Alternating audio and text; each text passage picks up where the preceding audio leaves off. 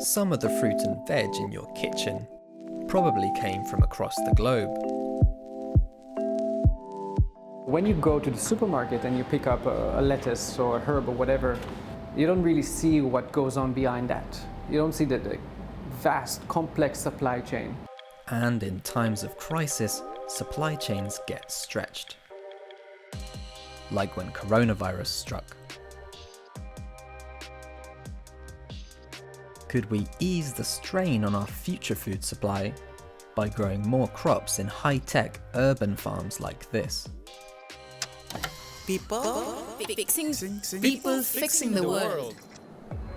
This company in Berlin is part of an agricultural revolution, which is bringing crop production to big cities.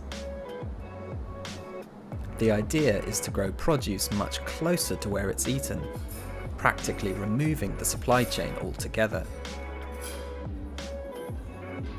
In this restaurant in Berlin, customers know their salad was grown just meters away.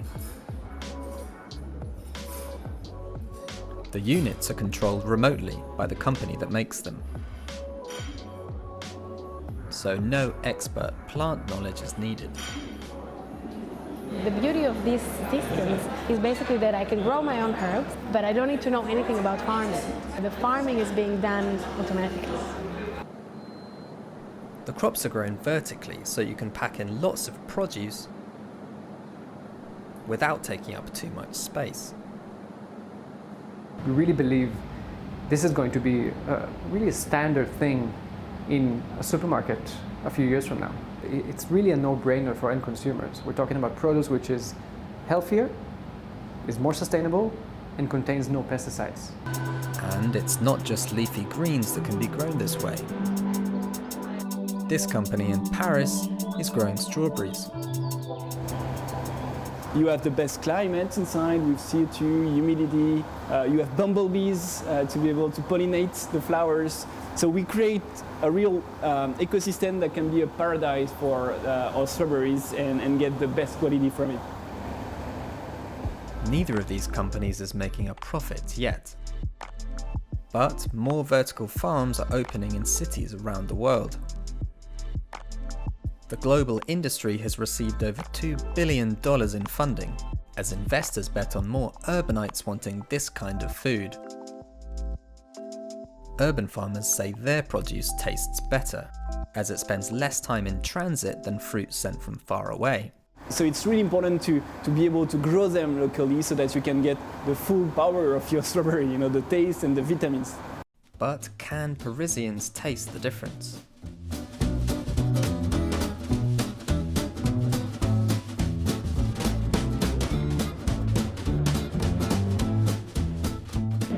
Je préfère la deuxième.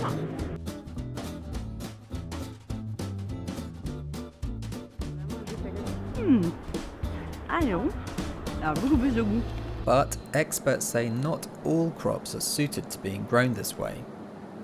With the cost of technology in today's market and the cost of land and a variety of other factors, we really only see these leafy greens, herbs, and microgreens, and a few fruiting and flowering crops, but you're not going to see any vertical farming operator grow wheat or rice or soy. Vertical farms may never fully replace traditional agriculture, but they could help ease the burden on our supply chains, as well as inspiring a new generation of farmers to get growing.